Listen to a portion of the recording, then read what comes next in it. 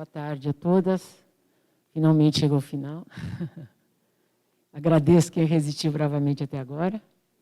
Queria agradecer à comissão organizadora por meio da professora Gabriela Tebet e pela alegria de reencontrar o Stuart, o Jader e tantos outros aqui. Foram 3 dias, eu tive 2, foram 2 dias muito bacanas.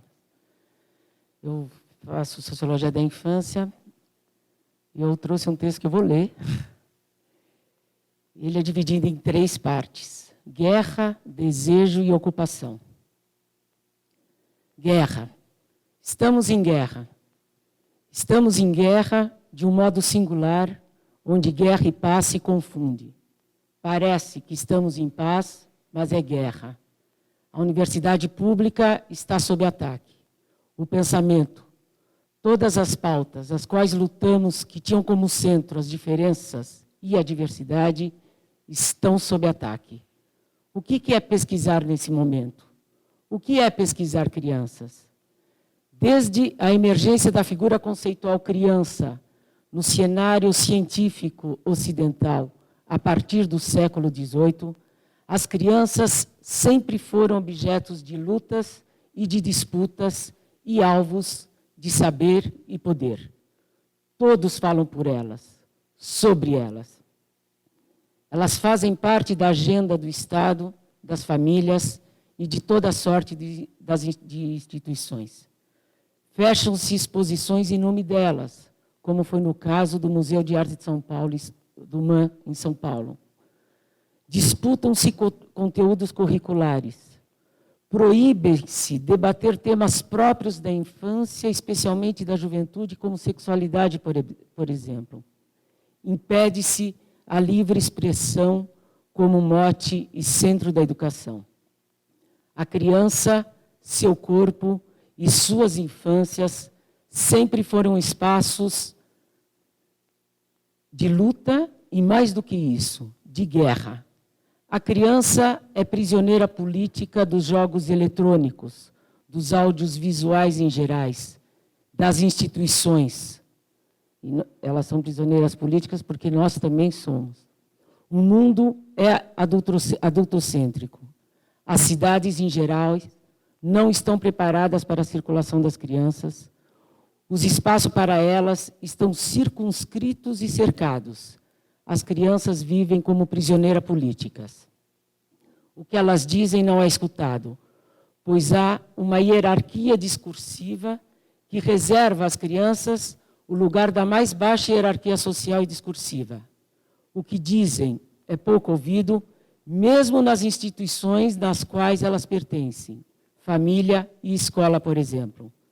Ao mesmo tempo em que atuar na direção de sua educação é central, pois a infância é educada em uma perspectiva fascista, em momentos conservadores. Por exemplo, o que foi a educação das crianças que se tornarão nazistas ou fascistas na Segunda Guerra Mundial? O que será a educação das crianças hoje no Brasil, quando o poder está nas mãos das pautas da extrema-direita, que aprisiona as crianças em suas casas, como na proposta de homeschooling? Curioso o fato de escrevermos esta palavra em inglês, e eu leio em português, não torna esta opção mais atrativa. Pelo contrário, as crianças, além de viverem confinadas em suas casas, terão que estudar também com seu pai e mãe ou com alguém que lhes convém, o que dá na mesma, pura clausura e confinamento. Apesar de que o STF está discutindo sobre isso, né? Além disso, temos que ressaltar que as crianças acompanham seus pais, solidárias que são, nas travessias das mais perigosas, como no Mediterrâneo, em direção à Europa, ou mesmo nas travessias do Atlântico, seja saindo da África ou do Oriente Médio. As crianças se lançam nestas jornadas, não sabem nadar, e estão à mercê das forças econômicas, raciais, étnicas, etc., de destruição, além das questões vinculadas ao recorte etário, pois em qualquer dessas circunstâncias, elas dependem totalmente dos adultos. Há ainda as crianças refugiadas imigrantes, por exemplo, os que chegam ao Brasil, por exemplo, como as crianças haitianas, e descobrem o racismo que não viviam em seu país. O que é pesquisar crianças? Quais são as perspectivas?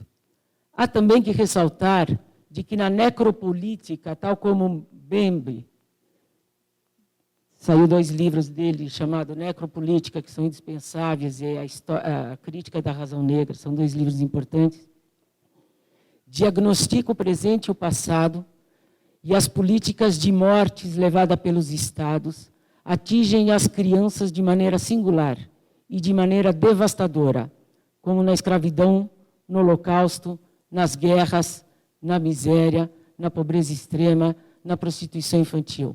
Vivemos uma necropolítica. Pesquisar crianças é lutar por, com, junto a elas. Não há maneira de se pesquisar crianças sem que as pesquisas e as ações estejam imbricadas. Foucault forjou o termo biopolítica para designar uma das modalidades de exercício de poder sobre a vida, vigente desde o século XVIII. A biopolítica é conjugada como metodologia de ação cujo objeto é a população. Nesse sentido, as crianças são objetos permanentes da biopolítica, pois não há territórios mais fugidios do que os das crianças. É preciso operar incessantemente sobre eles e se opera efetivamente todo o tempo sobre eles, sobre os corpos das crianças e seus territórios. E desse modo, atua-se incessantemente sobre ela, para lhe atribuir formas de ser, formas de vida, processos de socialização e de escolarização.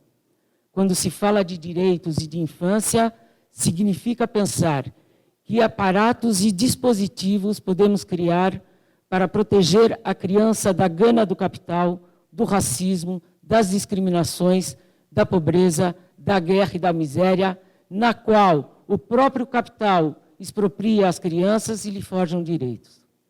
Tempo 2, agora sobre desejo, porque ninguém aguenta só a guerra. Né? Ainda bem que tem desejo. Desde a primeira creche fundada em Paris, em 1847, por Marbot, um filantropo que criou a Offre Nouvelle da creche parisiense, segundo Moser, até os dias de hoje, cuidar, educar e entender o que é o bebê significou cartografar uma história múltipla, complexa, que vai desde a ideia que concebeu o bebê como um mero tubo digestivo, segundo o psiquiatra Tomkiewski, até o esforço empreendido por Moser, que foi uma das mais importantes pesquisadoras francesas sobre creches e bebê, que realizou uma microsociologia ao se propor a responder uma questão que ainda é contemporânea: como aceder ao desejo das crianças pequenas? E como abrir espaços-tempos que favoreçam sua expressão, seu desdobramento, numa proliferação rizomática. É isso que a gente impede que as crianças se expandam. Né? Pesquisar crianças é buscar aceder seu desejo e buscar uma perspectiva que alcance a perspectiva das crianças. Ou seja, qual o ponto de vista adotar para buscar o ponto de vista das crianças? Podemos complexificar tudo isso ao agregar Félix Guattari a essa formulação que, em 1981, colocou a questão ainda contemporânea: como evitar que as crianças se prendam às semióticas dominantes ao ponto de perder muito cedo toda e qualquer verdadeira liberdade de expressão. Isso está no Revolução Molecular do Guattari. São 2 das questões fundamentais que as pesquisas devem responder para aquelas que pretendem estar ao lado das crianças e buscar saber o que as afetam, as crianças e os bebês. Como buscar essa perspectiva, sabendo que todos os dispositivos de saber e poder são adultocêntricos e que reservam um lugar específico para as crianças em todas e quaisquer das hierarquias sociais, das discursivas às não discursivas. As crianças estão confinadas às casas. Mesmo se o que se passa nas casas, no privado, tem um caráter político e público. Assim como a mulher é designada às casas para cuidar de seus filhos, seu corpo também é disputado, como diagramaram largamente as feministas, desde Beauvoir a Butler e Preciado, mostrando que, desde o início, a casa, por excelência, é um espaço público, na medida em que é este o lugar no qual as mulheres são subjetivadas, como sendo o lugar próprio delas, as mulheres do lar. As mulheres do lar. Quais ferramentas teóricas e metodológicas temos à disposição e qual cardápio analítico dispomos para responder às perguntas postas? Buscar a perspectiva das crianças é uma das tarefas analíticas das mais difíceis. Muitas das teses, artigos que buscam essa perspectiva sucumbem, falam e interpretam como se elas próprias fossem as crianças. Há uma ilusão de que alcançaram essa perspectiva. Proliferam-se interpretações sobre o que a criança quis falar ao dizer o que dizem. Procurar aceder, a Moser que fala isso, procurar acender o standpoint das crianças pequenas, supõe, então, em lhes acompanhar dia a dia, sejamos auxiliar de puericultura ou pesquisadora, de cartografar as forças do desejo. Por isso que a cartografia é importante, porque ela não é interpretativa. Por isso que a cartografia ganha força nos estudos sociais da infância. De cartografar as forças do desejo que transbordam um sistema dominante de semiotização e revelar o que se passa e como, para as crianças, em suas fugas originais, que elas se constroem nessas fugas e lhe transformam em criatura de suas experiências de vida. É isso que as crianças fazem, experienciam modos de vida, que às vezes a gente mal sabe do que se trata. Este é o desafio posto, não interpretar, mas cartografar. Trata-se de preferência de seguir sua trajetória, para ver se elas podem servir de indicadores de novos universos de referências, suscetíveis de adquirir uma consistência suficiente para retornar a uma nova situação. Quer dizer, o que as crianças interessa é que elas produzem novas formas de vida. Isso é incrível. Os sociólogos da infância já foram incansáveis ao afirmar que a participação política da criança, bem como sua fala, são essencialmente cenas políticas, que fazem fugir as hegemonias discursivas e participativas, que dão como natural que tais ações devam ser realizadas pelos adultos. Falar às crianças, participar das cenas sociais como agentes desses processos, se inserem em uma das eficazes lutas micropolíticas. É uma espécie de movimento político, pois a escola, em particular, está orientada para a conformação política da criança e é incapaz de escutá-la. Ao contrário, nossa perspectiva é pensar de que maneira a criança pode ela mesma interrogar sua infância, de que maneira a criança pode infletir, interrogar, subtrair e resistir à ideia de infância quando ela se apresenta como um dispositivo fabricado e, de certa maneira, garantidor de um funcionamento da sociedade.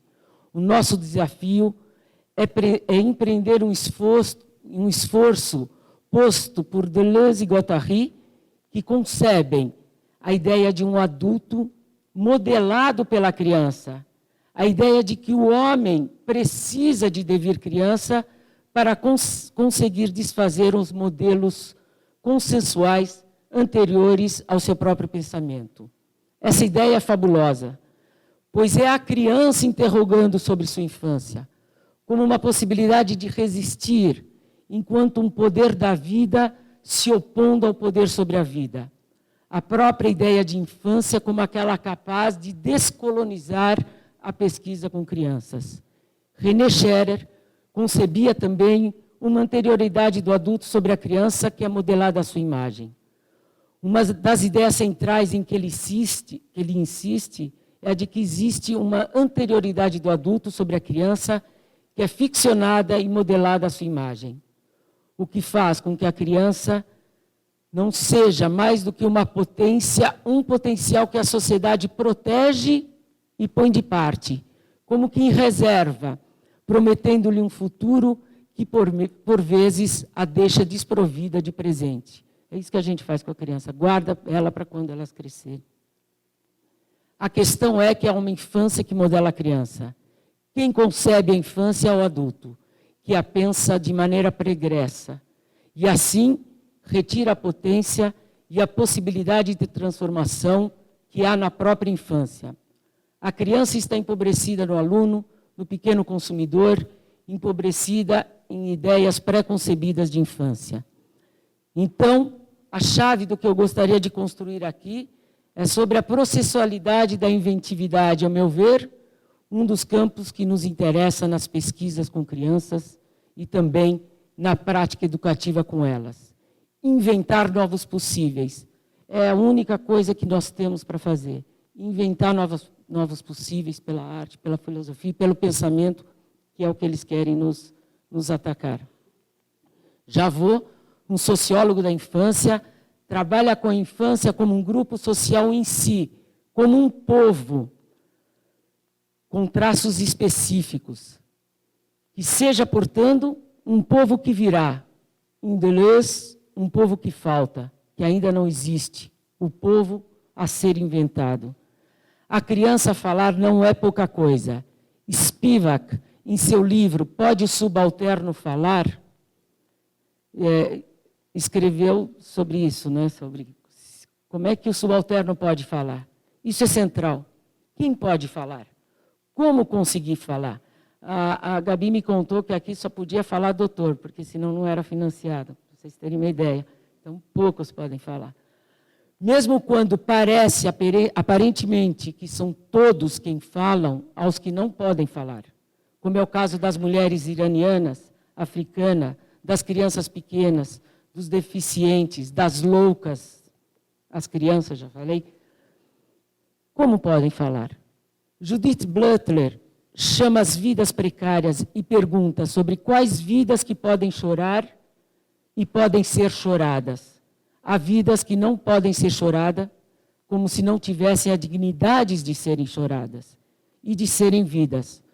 Como conseguir romper com a grade ostensiva e poderosa daqueles que falam e cujas falas são consideradas e todas as outras não?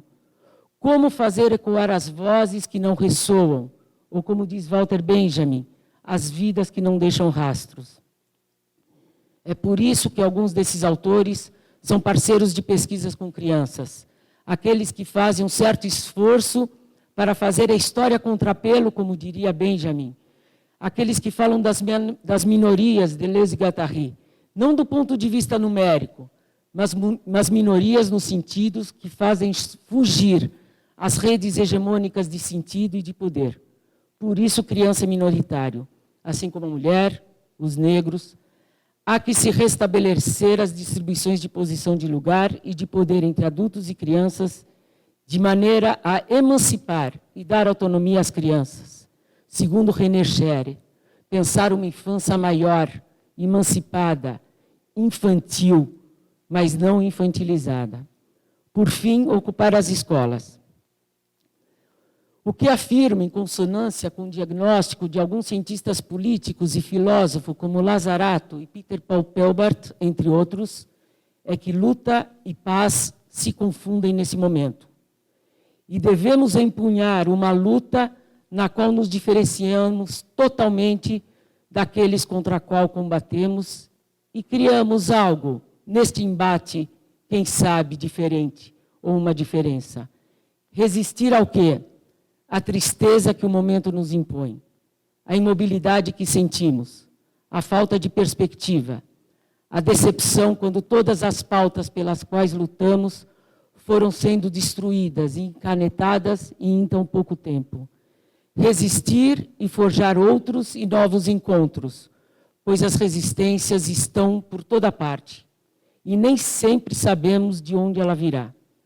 Aquela escola pública, aquela onde supostamente nada havia, de luz a papel higiênico.